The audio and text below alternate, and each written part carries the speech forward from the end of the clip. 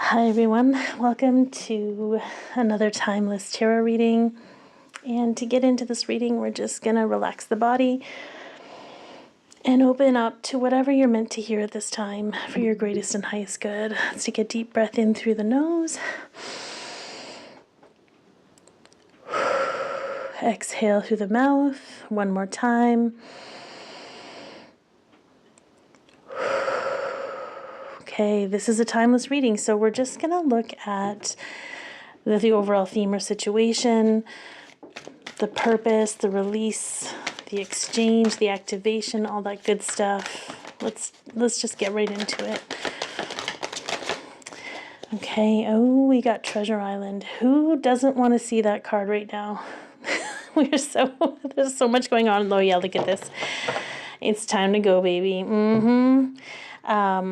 Here and now. Yeah, we just have to be present. I really love this. Prior to starting the record button, I just asked that I could channel whatever is needed from source, whatever energy, whatever message is from the universe, from our hearts to our minds, whatever we needed to hear. And I really love this. This is not a blow smoke up your butt kind of energy, guys. This is very much a beautiful, like everything we know to be true, it's go time, okay? And we're just going to lean into that. We're going to lean into whatever needs to come up with this energy. Okay, what is the purpose of this reading today? What is it that Spirit wants us to lean into with this Treasure Island? I kind of love that it's on a sea turtle, and sea turtles are constantly moving and migrating. And here's the beautiful thing. I don't feel like this is a message to chase that treasure. I feel like this is a message to remind us that the treasure, look at this, he's on a boat. So maybe some of you got to get on a boat, but it will come round when it's time. Okay, this is ease. The sea turtle moves through the water with ease. Okay, all right, let's look at this purpose. Ooh, okay, so yeah, we've got some balance here. We've got some karma. Karma isn't always a bad thing. I'm actually going to do a video series on that at some point, but on my other channel. Okay, I really love this. Okay, I'm going to kind of put these over here. I love, like, wait, this is 100%. If this is where you're at, you're not alone, okay? Predominantly some of my clients, or if you can hear my chair clicking, we do not want whatever this reality is trying to shove in our face. I know this seems like a gift from we'll get to that, okay? We will get to that part. But this whole being completely disenchanted with life is because we've been working hard to release the deep core energy wounds of this world for years, okay? We're all tired. But look at, the universe isn't playing around. We got the Chariot and we have the King of Swords. This is a bird's eye view. This offer is going to be available it is available to us. The physical reality needs to shift into that space, okay? Good karma. Everything is in exchange. Everything. I know that sounds so linear and maybe a little bit of spiritual overlay, but this is really about, and it's not even about reaping rewards of a good job done, okay? If you need to believe that, lean into that, you're allowed, no issues. But this is really about understanding that our heart and our soul shows us what is now. Because what is time? Time doesn't really exist. We experience that in small doses when we forget what day it is, or we just realize it just doesn't feel like some days move really, really fast, some are really slow, and not because, it's just interesting. We're shifting our whole perspective into a quantum perspective and understanding that everything exists all at once. We were not shown our heart's desires because we had to work hard for them. It's because they're already there. But there are some soul contracts and there are some things happening on a grander scheme that we are a part of that limits our ability to lean into what we're about to receive. Okay? So the purpose of this experience that we're having right now in our awareness, in our observation. You know, we feel the treasure, but perhaps we don't quite have it in our hands yet. And there's something that we're being shown in this, so we understand what's happening for humanity on such an expansive level, that it's not just about our own little selves, right? Okay. What are we releasing or being guided to release? Interesting that we have the Eight of Pentacles. I'm probably going to trigger some people with this, but you just get to lean into it. I love this card. This guy's like, it's your move, chick.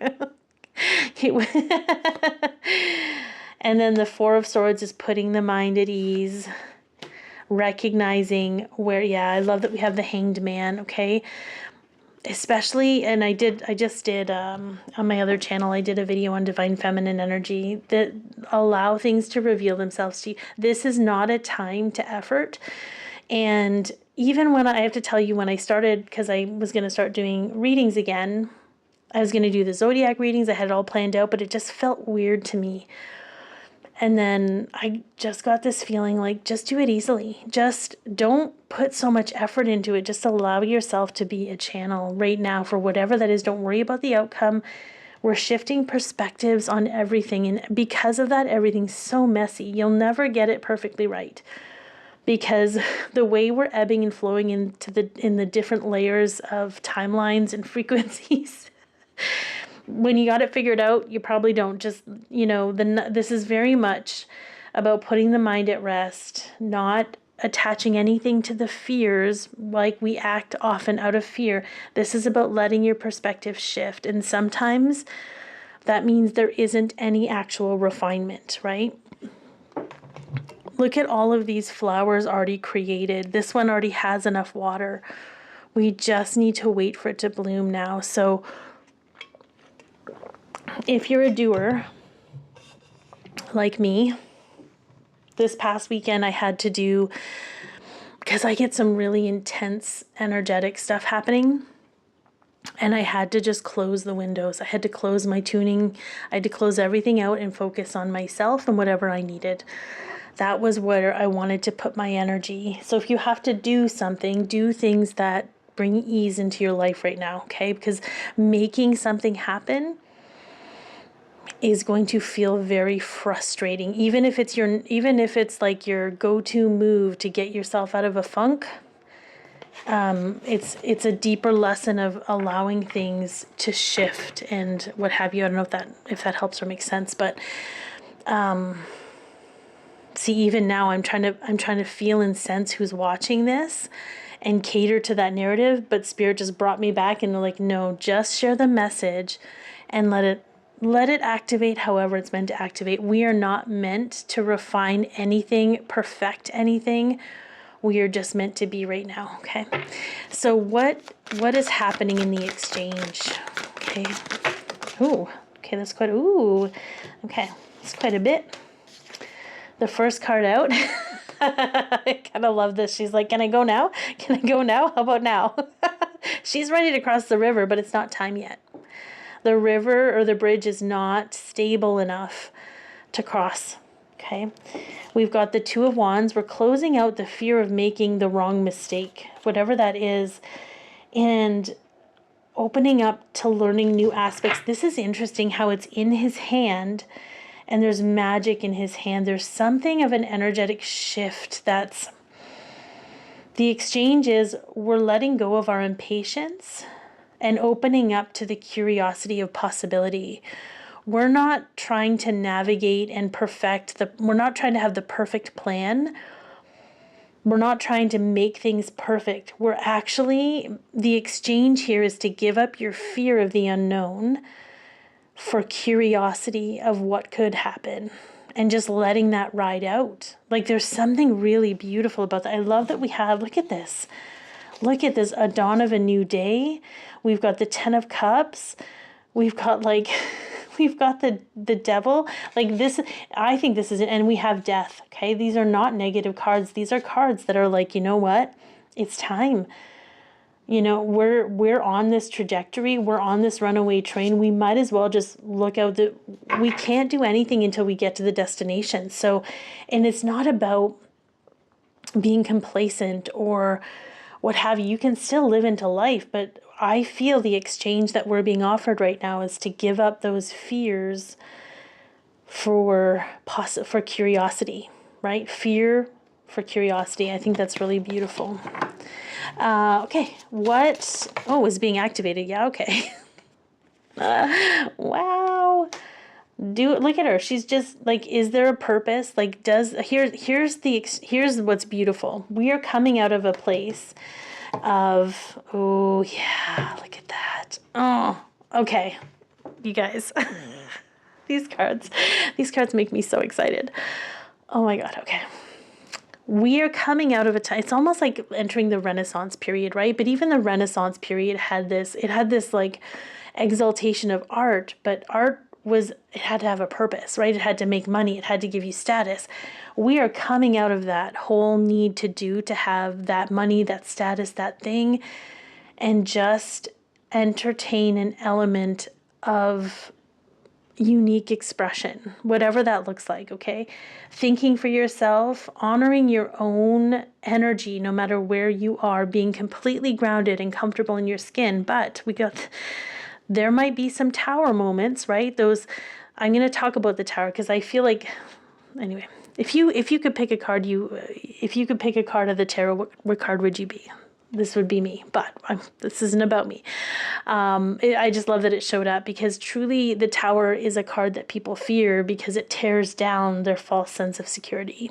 It tears down everything built on false foundations, including beliefs about yourself, beliefs about what you're supposed to be doing, how you're supposed to be, all these things that just keep you stuck in these cycles of fear and trying to create perfection.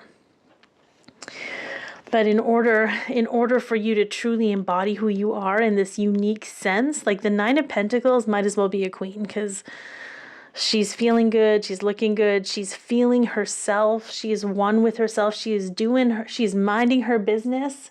She does not care what anyone thinks, and because of her commitment to herself, the world is benefiting from her energy. Like there is just a complete shift in what it means to be a member of society. And I don't know how to dig into that. But what I also love about the tower is, so like it takes out, takes down these things. Like let's say the lightning hits this tower and it's built on false foundations. Of course it's going to fall. It's not sustainable. You spend so much time actually like maintaining this building that you don't even get to enjoy it. So the universe comes and tears it down. And then once the dust clears, you get to take a look around and notice what stood the test of time. What is sustainable. That's where you get so much clarity. This is hard because we fear this because it leads us into a path of our own. And it's hard to be our own authority. We're not raised or conditioned or programmed to be we're raised and conditioned and programmed to look at other people and be like, what are we supposed to be doing, right? But that creates a false sense of security, and it's not sustainable in the energy that we're in or the energetic times that we're heading into. So I feel what was being activated is a really strong sense of self and knowing that that's part of the treasure. I mean, the treasure is whatever you're desiring, don't get me wrong, but this honoring yourself and being content with yourself in the process of waiting for that treasure to come to you and meet you where you're at, this is how you bring peace into your life right now and contentment. Okay, so where can you focus your energy, peeps? Oh, interesting. I mean, I wouldn't necessarily, I kind of love this. Okay. Oh my God. Pay attention to what you're afraid of. Pay attention to what you react to, where your resistance is. Where you resist is what you're actually afraid of. And Spirit is like, shoot that crap out of the sky. Look at him. This guy's like extrovertedly like going to shoot down every mental fear. And this guy is going to be like doing it. Like, just face the fear. Acknowledge it, accept it, let it go. Like, you don't have to do anything about it. You don't have, like, all of these things where we constantly have to work and grind. We just stay in that energy. It just needs our acknowledgement so we can move, continue to let it go. Those are the tethers of this timeline in reality that keep us in a state of separation with ourself. Okay, I kind of love that spirit. And then look at this. She's like, toodaloo, mother truckers. Look, this is how we want to feel. These two energies are the same energy. Even some of the colors are the same. Look at that. Same energy. Okay, you got to shoot all these fears out of the way so you can get out of bed and feel good about your life. And we're not quite there yet. Energetically, we're not quite there yet. But you can do this if you're a doer, okay? You don't have to do it perfectly. You don't have to have it all figured out. You just got to be aware of it. And in that, it no longer has power over you, okay?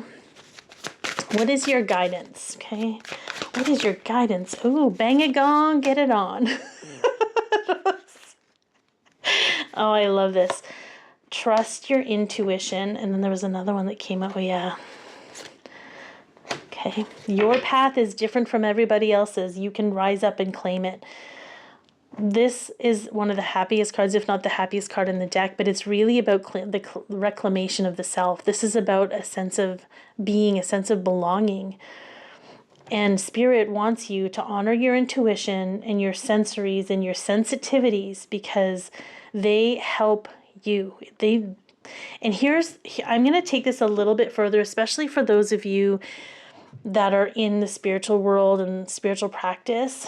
We're meant to understand something that comes through to us and then integrate it. But I find so many people out of a state of whatever, and it all has purpose, don't get me wrong. So this is going to just resonate with whoever it needs to resonate with. But you get a download for something, or you get information, and instead of truly fully integrating it for yourself, you want to go out and share it with the world. But in that, there's just this superficial layer that wants to dig deeper into these nuances of the fear and the worry and the resistance and the guardedness. Resistance, if it actually, like for me, resistance is instantaneous when it's not attached to a fear.